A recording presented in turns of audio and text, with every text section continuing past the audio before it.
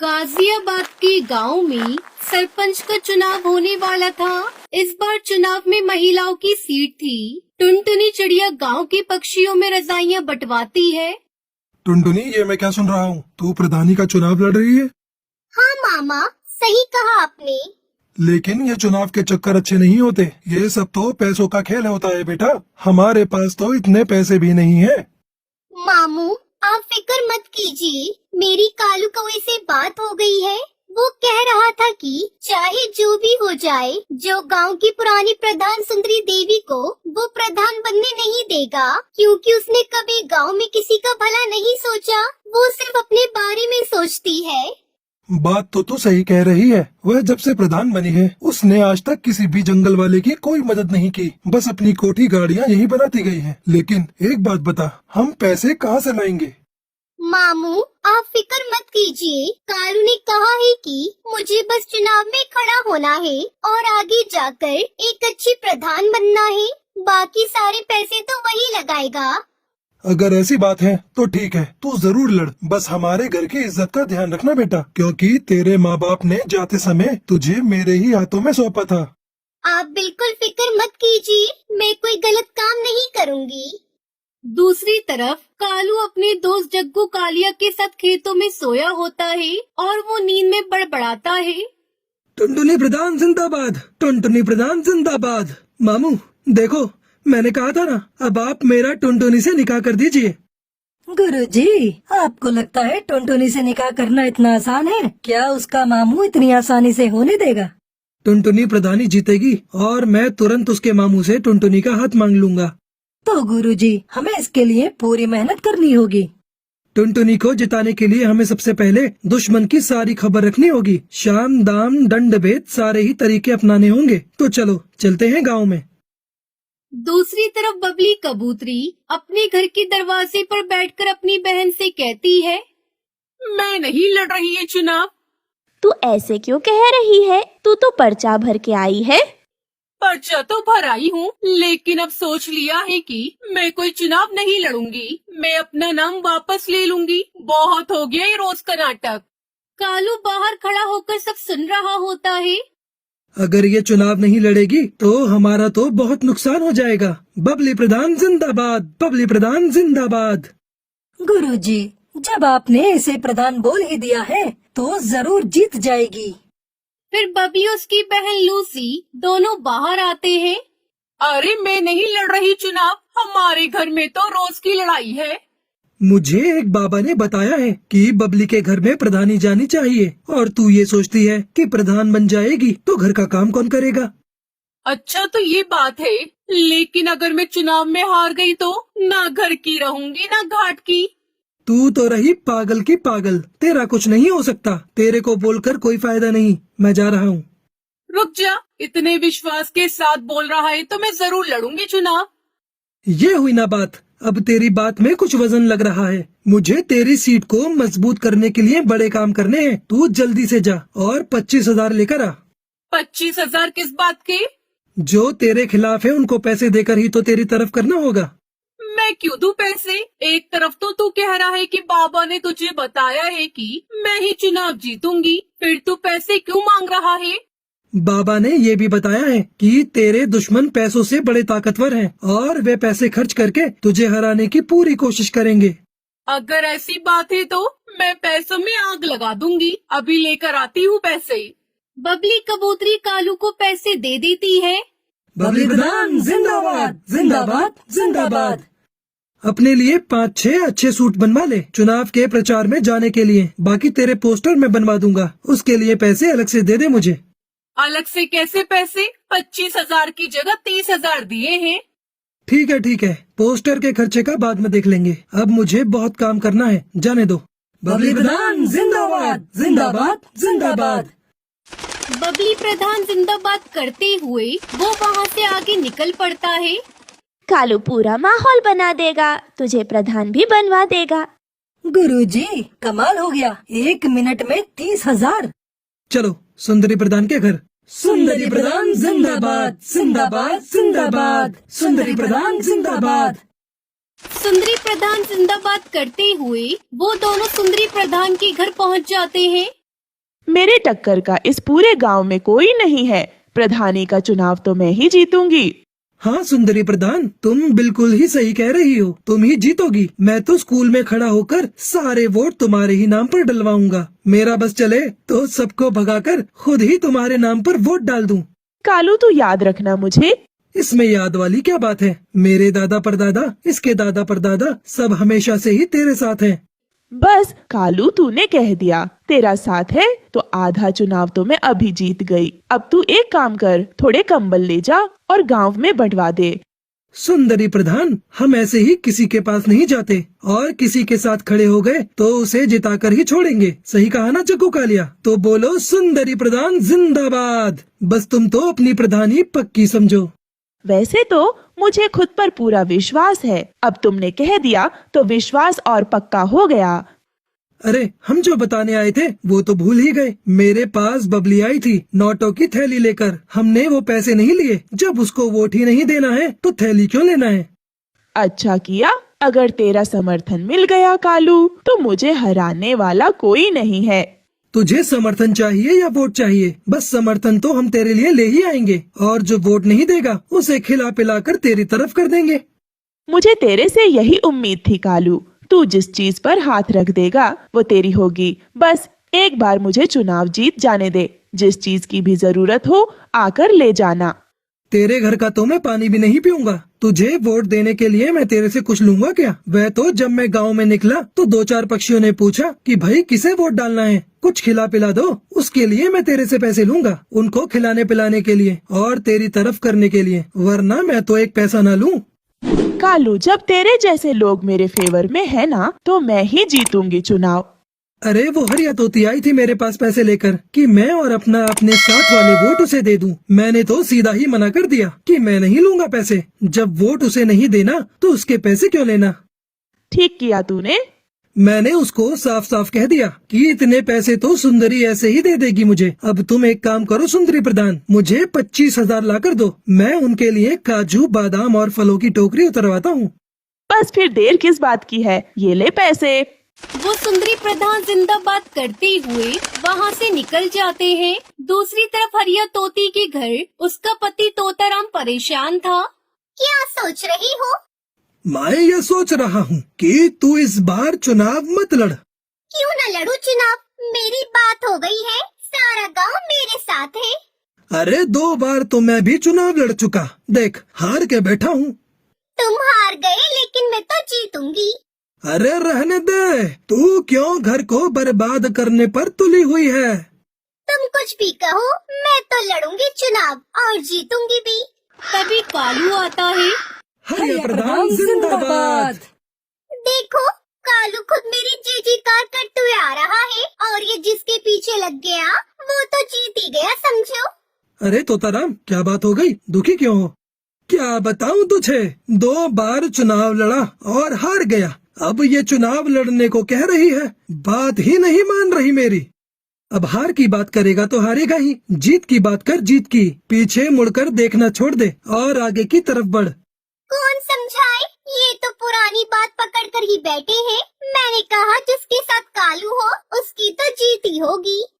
अब तुम्हें क्या बताऊं, 3 बार आ गए मेरे घर पर 30,000 40,000 लेकर। कह रहे थे कि तुम बस चुनाव जितवा दो, पैसे चाहे कितने भी लग जाएं। तूने किसी को हाँ तो नहीं करे? ऐसे कैसे हाँ कर देता?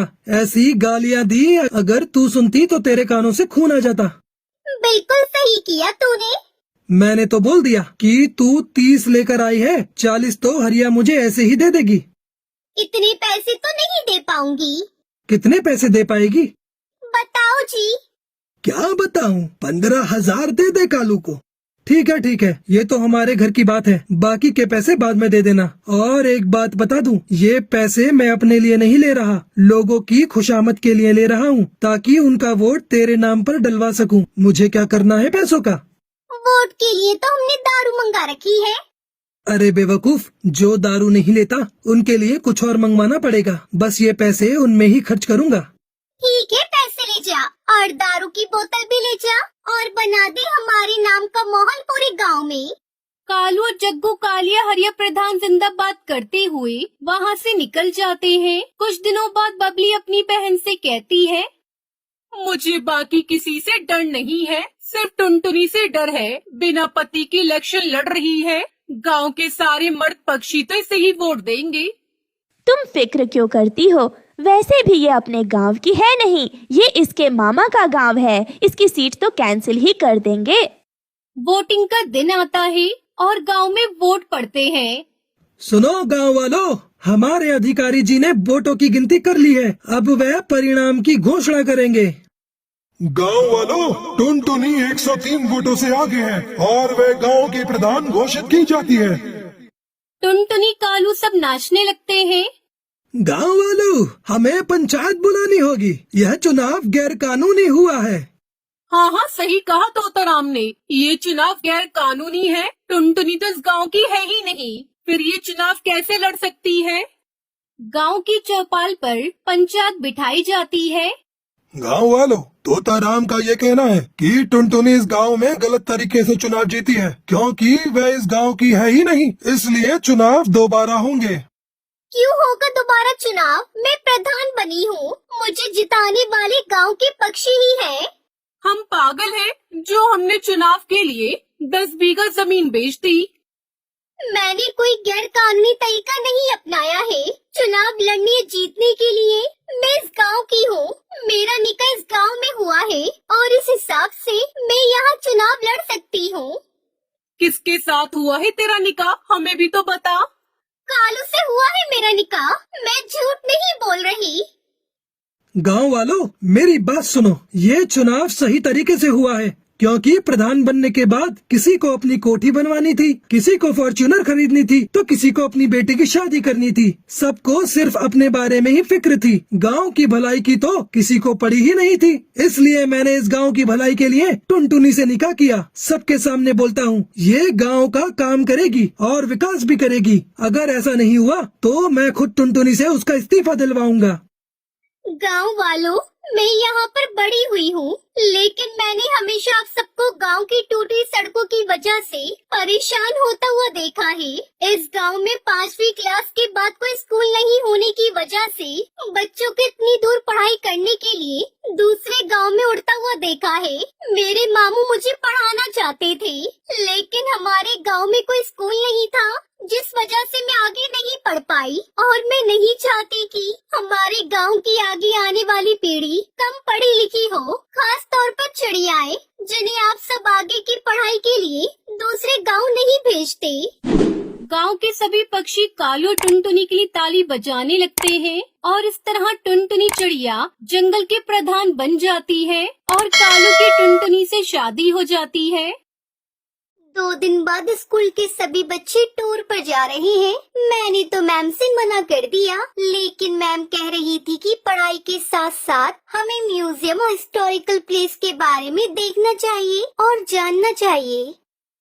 हाँ ठीक ही तो कह रही थी मैडम। अरे हमारी बिटिया किसी भी चीज में पीछे नहीं होनी चाहिए। तुम टूर पे जरूर जाओगी। हाँ बेटा, और मैंने तो तेरे लिए नया यूनिफॉर्म भी सील दिया है, इसलिए तुझे अब चिंता करने की कोई जरूरत नहीं है। Thank you mummy papa. आप जैसे माँ बाप हर किसी को मेरी हर छोटी छोटी ख्वाहिशों को पूरा करने के लिए आप दोनों दिन रात मेहनत करते हैं। वैसे ही मैं जल्दी ही कामयाब होकर आपके हर एक सपने को पूरा करूँगी। टुनटुनी मिडिल क्लास फैमिली से थी। उसके पापा कुली थे और उनको दूसरों का बोझ उठाने का जो भी काम मिलता वो करते और उससे पैसे मिलते थे। वो उसी से अपना घर चलाते थे। वो लोग वही स्टेशन के पास किराए का घर लेकर रहते थे। ऐसे ही हंसी खुशी टुनटुनी का परिवार चल रहा था। टुनटुनी के पिता टुन्नू चुड़ा बहुत ही विनम्र और दयालु स्वभाव के पक्षी थे। वो हमेशा दूसरों की मदद किया करते थे। ऐसे ही एक दिन एक अंधी पक्षी अपने बच्चे को लेकर स्टेशन पर ट्रेन आने का इंतजार कर रही थी। तभी अचानक से उसका पैर फिसल जाता है और उसका बच्चा पटरी पर गिर जाता है। माँ मुझे बचाओ, माँ बचाओ मुझे।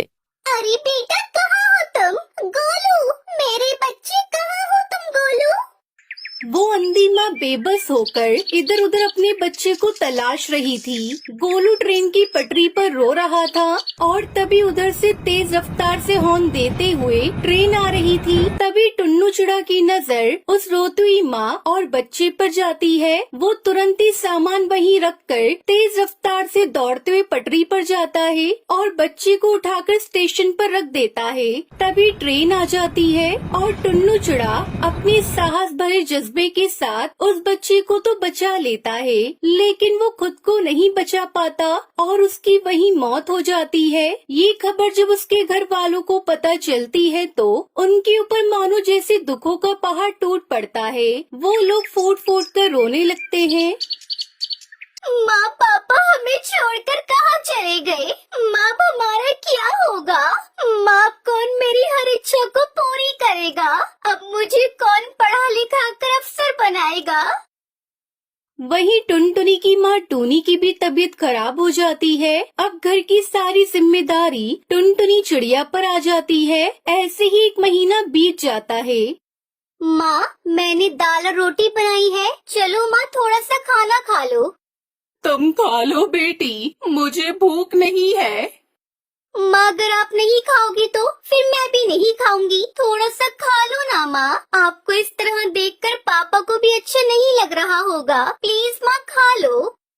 उसके बाद टूनी चिड़िया थोड़ा खाना खाती है। इसी तरह समय बीत रहा था। इस बीच टुनटुनी का 10वीं का रिजल्ट आता है और वो अपने पूरे स्कूल में टॉप करती है। माँ आप तो खुश हो ना? काश आज पापा होते तो वो कितना खुश होते। पर देखना माँ, मैं जल्दी ही आगे की पढ़ाई पूरी करके अपने पापा का नाम रोशन करूँगी। टुनटुनी ये सब कह रही थी कि तभी वहाँ पर उसका मकान मालिक कड़कनाथ सेठ आ जाता है। देख टुनटुनी, अब तुम दोनों अपने रहने के लिए कोई दूसरा ठिकाना ढूंढ लो, क्योंकि यह घर मैंने किसी और को किराए पर दे दिया है।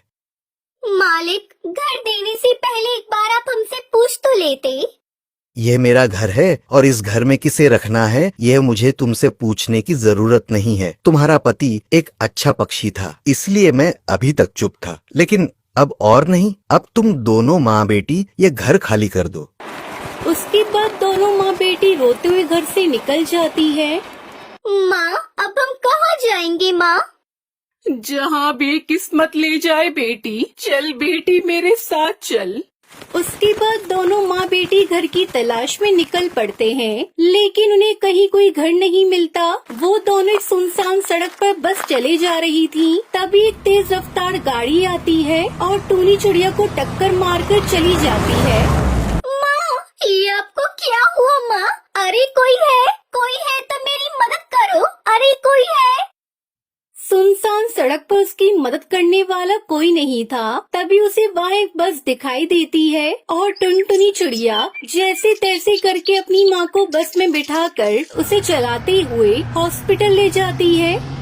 देखिए चिड़िया, तुम्हारी माँ के सिर से काफी खून बह गया है, हमें ऑपरेशन करना होगा। तुम जल्दी से 1 लाख रुपए जमा करवा दो। डॉक्टर साहब आप ऑपरेशन की तैयारी करिए, मैं अभी पैसे लेकर आती हूँ। टुनटुनी उसी बस में बैठकर रो रही थी। हे भगवान, पापा को तो पहले ही मैं खो चुकी हूँ। अगर माँ को कुछ हुआ तो मैं नहीं जी पाऊंगी। मुझे हर हाल में मेरी माँ की जान बचानी है, लेकिन मैं इतने सारे पैसे कहाँ से लेकर आऊंगी? तभी उस बस में से आवाज आती है। परेशान मत हो टुनटुनी, चिड़िया मैं परी लोक से आई हुई हूँ। मैं जादुई बस हूँ और तुम्हारे परिवार वालों की अच्छाई को देखते हुए ही रानी परी ने मुझे तुम्हारी मदद के लिए भेजा है। आज से तुम्हें घबराने की कोई जरूरत नहीं है। ये लो, ये पूरे 1 लाख रुपए हैं। जादुई बस, मैं तुम्हारा ये एहसान कैसे चुका पाऊंगी? थैंक यू बस, तुमने मेरी ऐसी मुश्किल समय में मदद की जब मेरा साथ देने वाला कोई नहीं था। उसके बाद टुनटुनी वो पैसे लेकर अपनी माँ का इलाज करवाती है। कुछ दिनों में उसकी माँ ठीक हो जाती है। फिर जादुई बस टुनटुनी चिड़िया से कहती है, अब तुम दोनों माँ बेटी जल्दी से मेरी बस में जाकर बैठ जाओ, मैं तुम्हें एक चमत्कार दिखाती हूँ। उसके बाद वो बस खुद ब खुद एक बस घर के रूप में बदल जाती है। टुनटुनी, आज से ये घर तुम्हारा है। तुम अब यहाँ अपनी माँ के साथ आराम से इस बस घर में रह सकती हो। और हाँ, तुम्हें इस घर में किसी भी तरह की कोई कमी नहीं होगी। वो सब तो ठीक है जादुई बस, लेकिन ये बस घर तो शहर से काफी दूर है। फिर मैं अपने स्कूल कैसे जाऊंगी?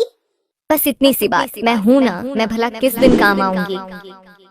उस दिन के बाद से टुनटुनी और उसकी माँ जादुई बस घर के साथ हंसी खुशी रहने लगती हैं। उन्हें अब किसी भी चीज की कोई कमी नहीं होती और जादुई बस हर कदम पर टुनटुनी की सहायता करती है।